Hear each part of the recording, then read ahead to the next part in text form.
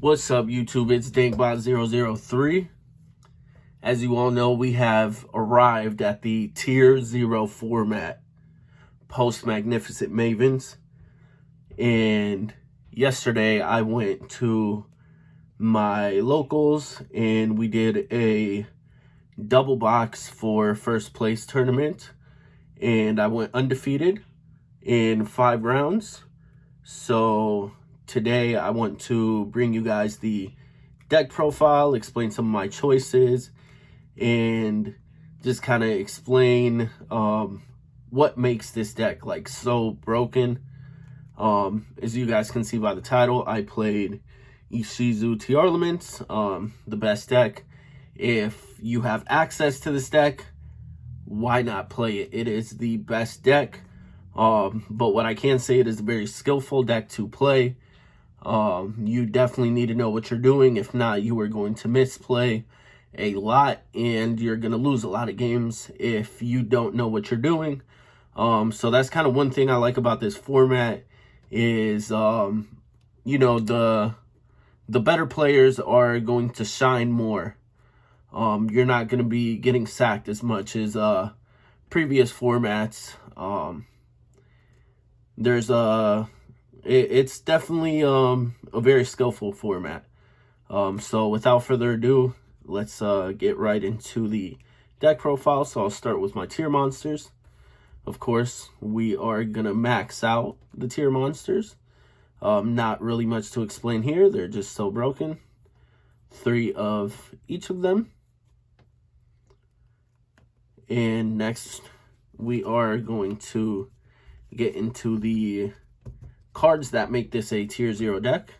So I will start off with the best ones. I played 3 Keldo, 3 Mudora. I feel like these are the best Ishizu monsters, and you definitely want to max these out. You always want to mill them. Even drawing them isn't that bad. I believe Keldo lets you add a another Ishizu monster, or you can add Exchange of the Spirit or Gravekeeper's Trap if you run it. But I chose not to run it. I just ran the monsters. But yes, I feel like these, you definitely need to max these out. Shuffling is super good. It helps in the mirror match to fizzle your opponent's effects. Even versus Sprite to stop their elf revives. And even to gain your own resources back as well. It's very good. Then I played 3 Kelbeck.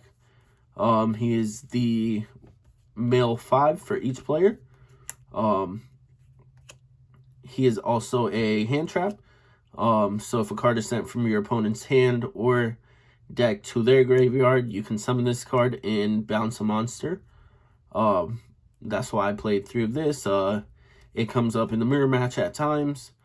And he's just, I feel like he's the most broken mill 5. That is why I only played 1 Agito. I don't really agree with maxing out on your mill 5s. Because if you play the mirror, that's just a dead mill. So I only want to play these 4. And Agito being the worst one, you don't really want to open him. So you just play 1 of it so you can mill it. And a lot of the time in the mirror match, I find myself just siding these out. If my opponent wants to mill my cards, then he's just going to mill my shuffles. And I'm never going to trigger this in the mirror match unless I have a dweller. So game 2 and 3, I might as well just side these out. Because I can always mill with my tier cards. I'll be able to mill 11 cards regardless. So there's a high chance of me seeing 1 of these in the graveyard by the end of my turn. So that's why I chose to only play 4 of the mill cards. So next, I played 1 Sprite Jet and 1 Druisworm. These are my non-engine monsters that I chose to run. I did not choose to run Diviner or Herald of the Orange Light. I felt like there is another card that's better than Herald of the Orange Light that I can play. And I did not want to run the Magnemut's main deck just in case, you know, I wasn't playing the mirror. I didn't want them to be dead. But if I'm playing against a deck that plays Magnemut, I'm able to revive their Magnemut with Dark to my side of the field and then add my Druisworm later on. And Jet is kind of just there as like an out, because I can add the card that I'm running with him. I'll just show you guys the Smasher. So this is kind of like what was being run, I think last month, the 1 jet 1 Smashers. I really like it in this because if you mill the Smashers, you're able to just shuffle him back with one of your Ishizu cards. So you want to mill the jet so you have a good level 2 to revive off elf in your turn, and then just put it back in the grave so you can activate the Smashers. Sometimes even if let's say I get my Sprint or my elf into the grave, I can keep the jet there. So actually that only works with Sprint, my bad. So if I get my Sprint into the grave, I'm able to shuffle back my Smashers.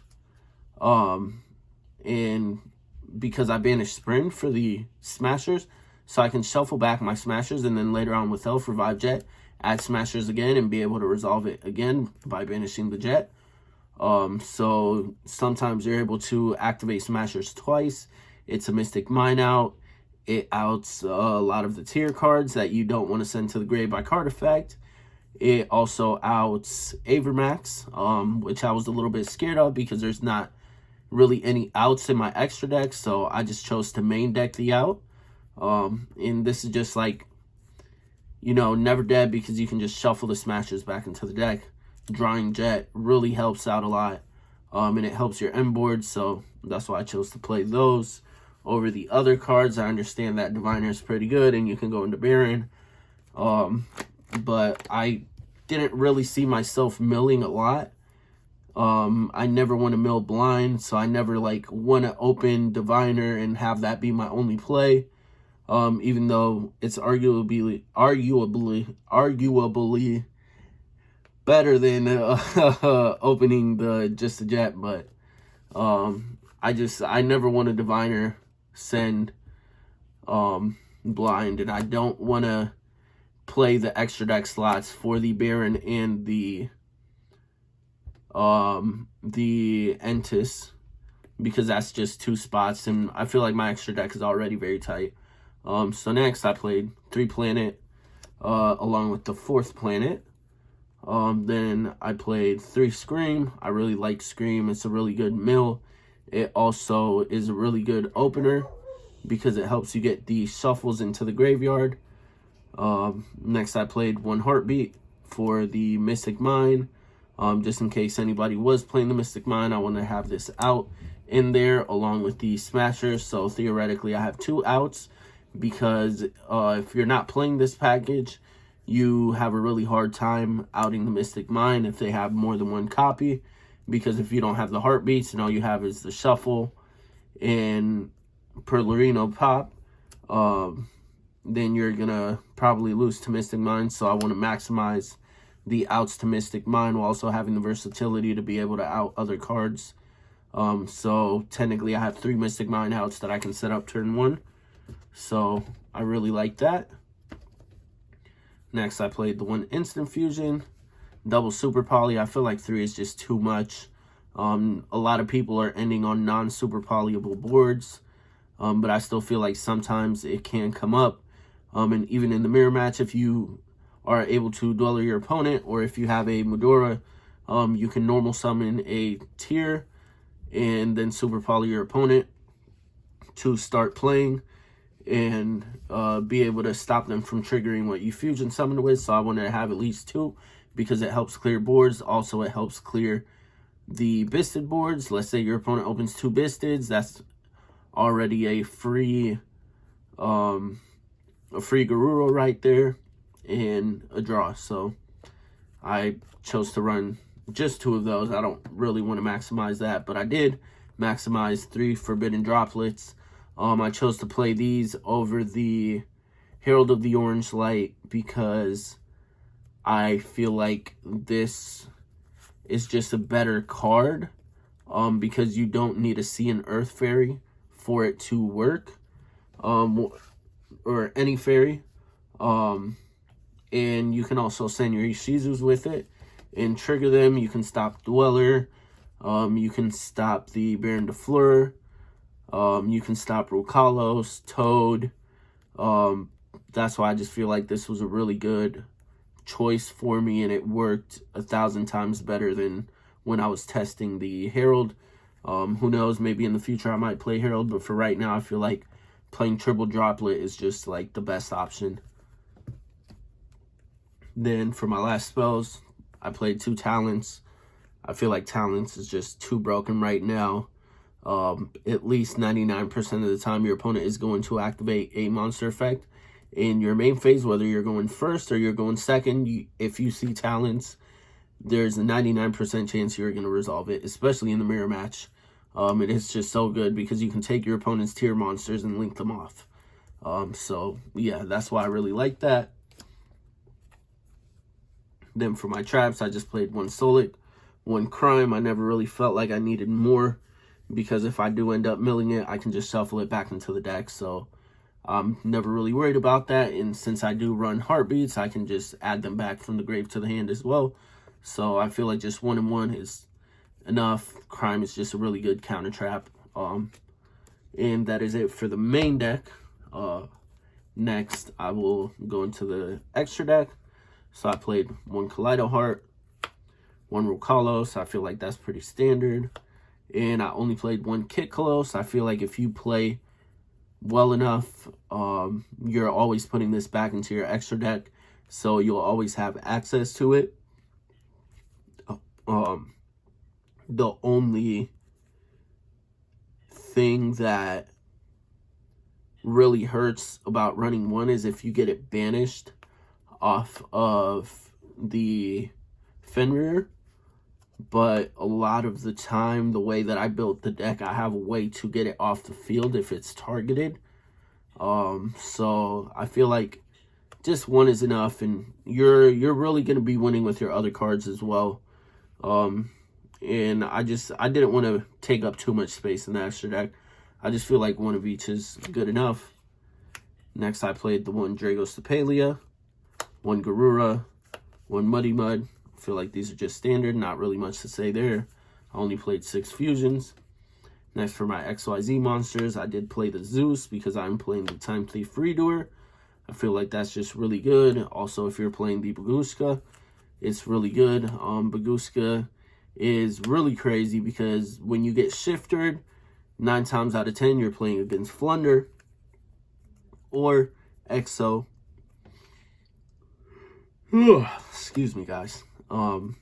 So you can just drop Baguska on them if you get shifted and just pass turn.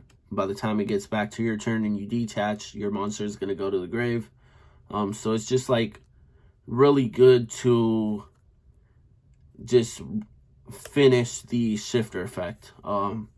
So a lot of the time when you drop this, you know that your opponent isn't going to be playing in their turn through shifter. So that's kind of the shifter counter there. Next, I played Abyss Dweller. Surprisingly, I only made this once versus the mirror match. I really didn't have a lot of lines to drop this because, well, first off, I lost the die roll. But even when I went first, I didn't see myself dropping the Dweller. But Dweller is still there because it's just insane. When you go first and you're going blind and you have a line to make Dweller, you definitely make Dweller so you can start milling cards and see what your opponent is playing. Next, I played the Cowboy. I played the Cowboy because I didn't want to side deck the Cowboy and I wanted to have a way to not lose in game 3. And his effect to change the attacks, you know, wink wink, is pretty crazy. But I'm just not a fan of side decking extra deck cards, so I just found the space for it. Next, I played 1 Dark Charmer, standard, and I played the 1 Asa. I played the Asa because you can link off your Ishizu monsters and take a Fenrir, or you can take your opponent's Ooh. Oh my god, I'm so sorry, guys. You can take your opponent's shuffle and force them into activating it. That way you're free to play. So I just feel like this was a really good charmer. Then I played the 1 Sprint standard and the 1 Elf also standard. These cards are nuts. They might as well just say Tearlament in their name. So that's it for the extra deck. And then in the side deck, I played 1 Ladybug. I could not find a Scatter Shot. So this should be Scatter Shot. And because I didn't find Scatter Shot, I played this and the Cowboy because I just didn't want to take any chances. I played 3 Magnamut. Pretty self-explanatory there. If you're going against a mirror match, you bring them in. Next, I played 1 Feather Duster for back row decks. I played Raigeki and Dark Hole. So this is a Mystic Mine out alongside with the Feather Duster. And I couldn't find another Dark Hole, so I just played Raigeki. And these also are very good going into Flunder, even though I didn't play against any Flunder. And then to further the hate for Flunder, I played the Necro Banshee with the 2 Zombie Worlds. If you mill these, you just shuffle them back, and this is going to be always live. If it gets destroyed, just shuffle it back. Never really tripping. So yeah, I just wanted to play those 5 cards for Flunder because that's the deck that hurts the most.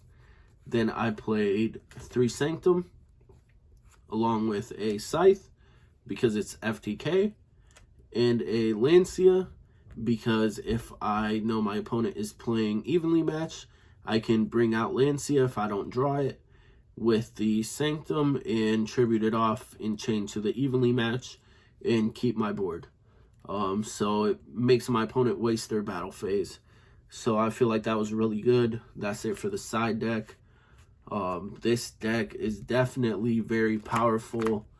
I feel like it's really hard for you to beat this deck if you are just not playing a hard counter to the deck. Or if you're playing the mirror match, then you just win by being a better player. But yeah, that's it for the deck profile, guys. I hope this helps you guys out. And if you like the deck, test it out.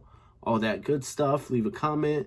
Leave a like. Subscribe if you like it for more deck profiles coming soon. And yeah, guys. Signing out.